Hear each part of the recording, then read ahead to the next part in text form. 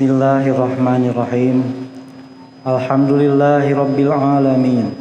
Assalatu wassalamu ala asyrafil anbiya'i wal mursalin wa ala alihi wa ashabihi wa man tabi'ahu ila yaumiddin.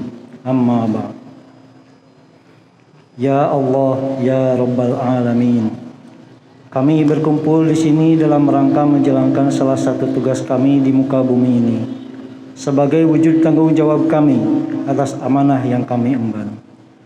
Tiada kata dan rasa yang pantas kami haturkan kepadamu selain rasa syukur kami kepadamu atas segala nikmat, hidayah dan inayahmu yang tiada terhingga sampai dengan saat ini. Tiada pula rencana yang kami buat lebih baik dari rencana yang Engkau buat. Maka jadikanlah kegiatan ini sebagai kegiatan yang bernilai ibadah yang Engkau ridhoi, yang akan membawa manfaat, rahmat, dan berkah bagi kami semua. Ya Allah, ya Ghaffar, Engkau maha mengetahui atas segala kelemahan, kekurangan, serta kesalahan kami, yang apabila Engkau tidak memberikan ampunan-Mu, maka kami akan termasuk ke dalam golongan orang-orang yang merugi. Maka ampunilah dosa kami, dosa orang tua kami, anak-anak kami, guru-guru kami, para pemimpin kami, serta dosa saudara-saudara kami semuanya, sehingga kami dapat menjalankan tugas kami dengan hati yang bersih, tanpa noda dosa yang akan menghalangi kami dari mendapatkan ridha-Mu.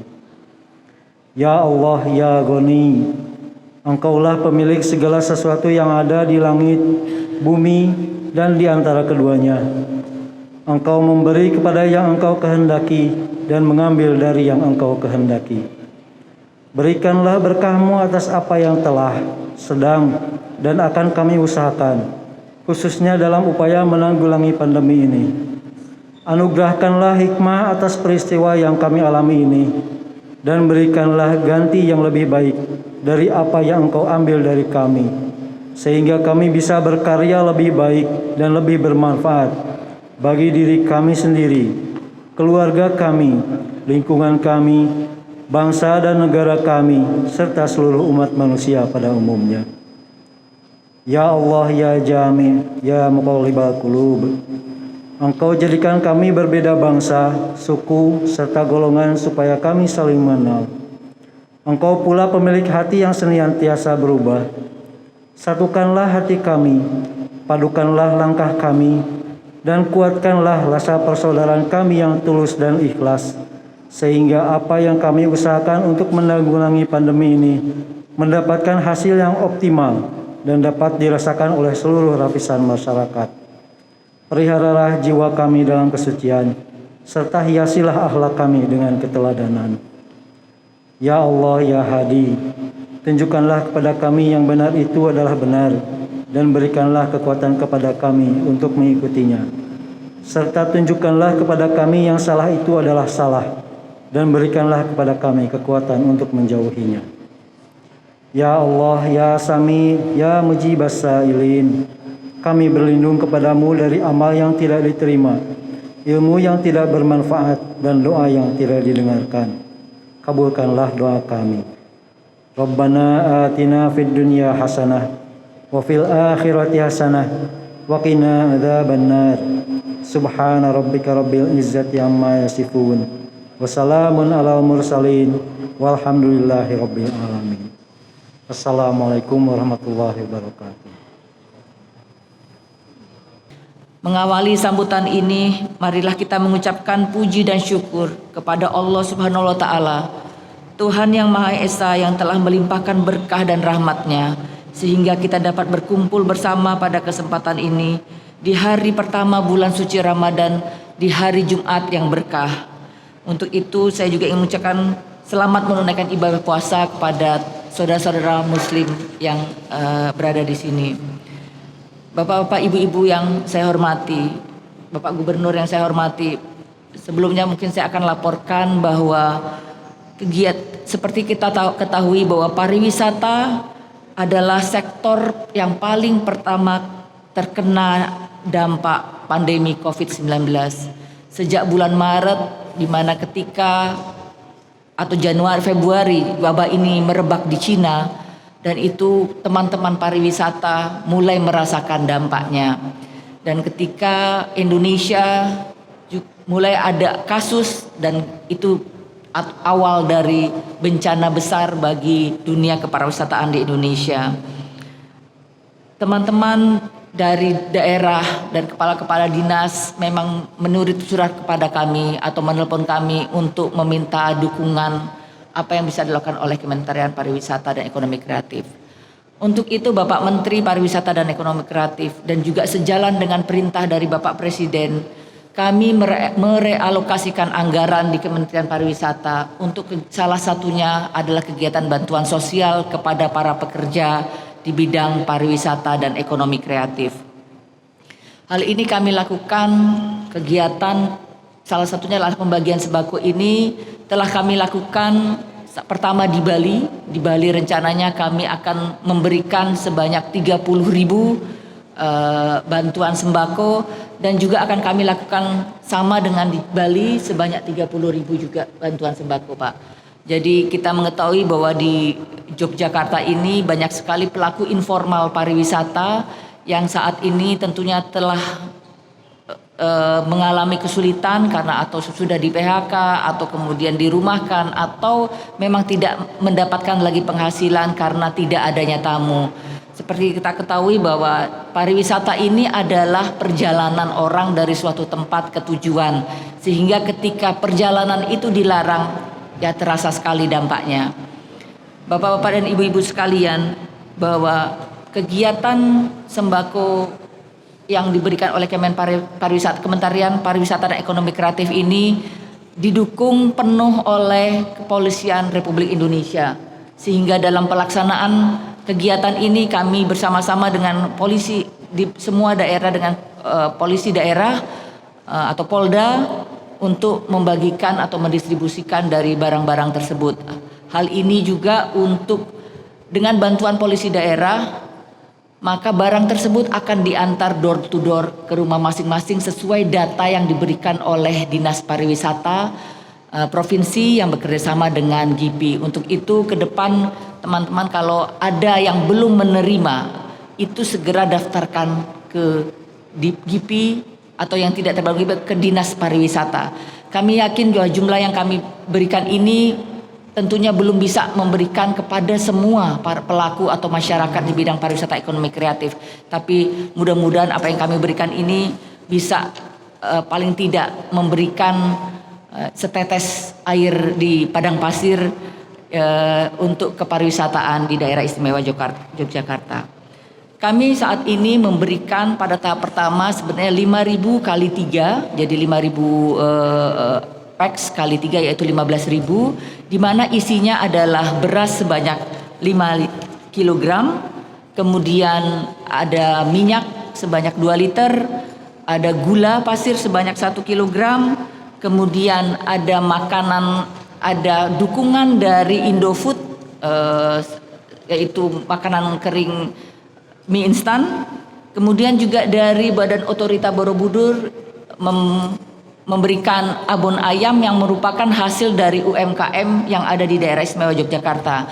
Jadi ke depan nanti barang yang akan kami berikan juga kami akan menyerap yang dibuat oleh masyarakat daerah UMKM dari daerah istimewa Yogyakarta, sehingga bantuan 5.000 ke depan kami akan mungkin merubah komposisi atau malah menambahkan dari apa yang sudah kita berikan saat ini. Untuk itu tentunya kita semua berharap bahwa pandemi COVID-19 ini segera berakhir sehingga keadaan dapat kembali normal, khususnya industri pariwisata yang sangat berdampak dari imbas pandemi ini.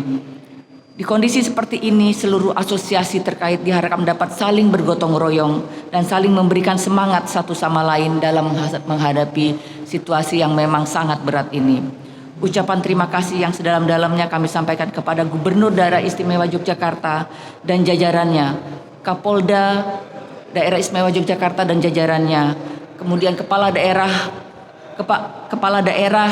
atau bupati atau dinas pariwisata di seprovinsi Daerah Istimewa Yogyakarta, juga kepada PT Indofood Sukses Makmur yang telah memberikan CSR dan juga kepada rekan-rekan dari asosiasi. Kita harus tetap semangat dan saling menguatkan dengan harapan agar wabah ini dapat segera berlalu, sehingga pariwisata Indonesia dan Yogyakarta pada khususnya dapat berjaya kembali untuk memberikan manfaat bagi negara, bangsa, dan masyarakat. Pertama, selamat pagi. Semoga Bapak Ibu yang melaksanakan ibadah puasa saya sampaikan selamat. Semoga Bapak Ibu dalam keadaan sehat dan untuk selalu sehat gitu. Ibu Deputi, Bapak Ibu sekalian yang saya hormati, peristiwa ini perlu kita syukuri dalam kondisi pandemi seperti ini. Kita rasakan semua ya, bagaimana khususnya di bidang pariwisata di Jogja ini akhirnya terpuruk, tapi itulah kondisi sementara ya yang terjadi. Ya, kita harus juga bisa memahami untuk berpikir ikhlas gitu, tapi juga bisa menjaga kesehatan kita, khususnya untuk tinggal di rumah. Pandemi ini memang membahayakan, tapi sebetulnya untuk menghindarinya sangat murah, yaitu tinggal di rumah, hanya itu. Jadi semoga itu yang bisa kita lakukan bersama. Kalau nggak merasa sangat penting, tidak meninggalkan rumah untuk sementara ini. Saya punya harapan bagaimana dengan peristiwa ini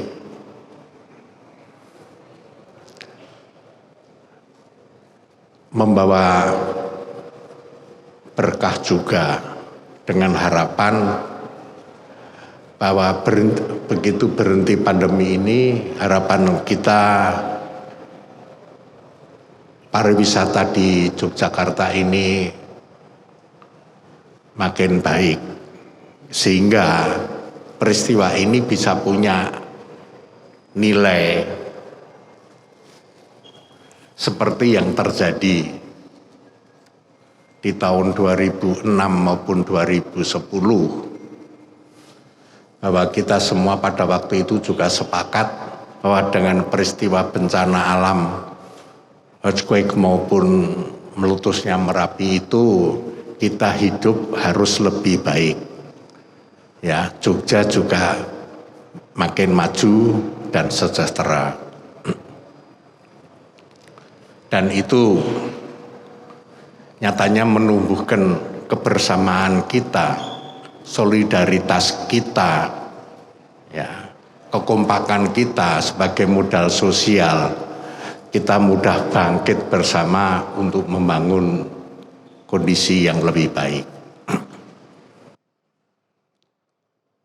2006 kita harus membangun 173.000 lebih rumah baru, ya, belum rumah yang setengah hancur maupun yang rusak ringan juga kita lakukan hanya dalam waktu 1 tahun 14 bulan semua selesai gitu. Di mana rata-rata bangunan itu dibangun dengan nilai 42.400.000, dibantu pemerintah 15 juta. Berarti keluarga pemilik rumah itu nomboi 28 juta. Tapi semua itu juga bisa kita selesaikan. Ya. Dan kehidupan masyarakatnya juga lebih baik. Demikian juga 2010, ya, pada waktu bencana alam. Bagaimana mereka mengungsi, kita bangunkan rumah, kita berikan ruang untuk dia tumbuh dan berkembang. Bisa Bapak lihat, biarpun hanya sekedar transaksi dapat coupling untuk tanah, tapi mayoritas mereka sekarang pakai mobil semua gitu. Jadi kehidupan itu lebih baik. Jadi untuk itu saya juga berharap bapak-bapak, ibu yang bergerak di bidang wisata, bagaimana kita punya kemauan. Begitu pandemi COVID-19 ini selesai, kita harus cepat bangkit, ya, dan kita membangun kebersamaan bagaimana kehidupan wisata di Yogyakarta ini lebih bisa memberikan harapan untuk masa depan di dalam kehidupan maupun juga tumbuhnya ekonomi di Yogyakarta. Sehingga mestinya di bulan April ini airport internasional sudah harus diresmikan karena sudah selesai, tapi mungkin itu terpaksa tertunda.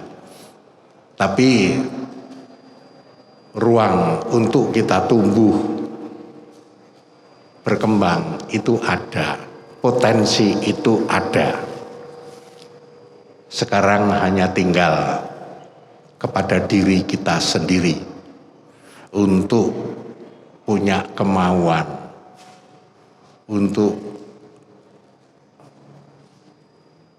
membangun masa depan, untuk survive.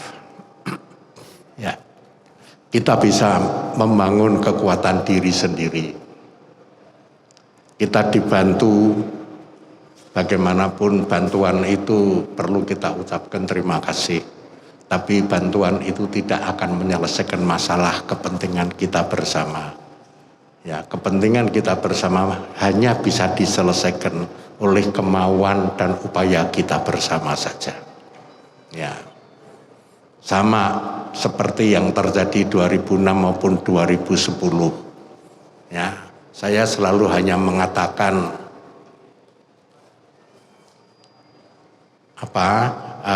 filosofi masyarakat Yogyakarta, bahwa kehilangan harta itu sama dengan tidak kehilangan apapun juga. Kehilangan nyawa itu sama dengan kehilangan separuh atau sebagian.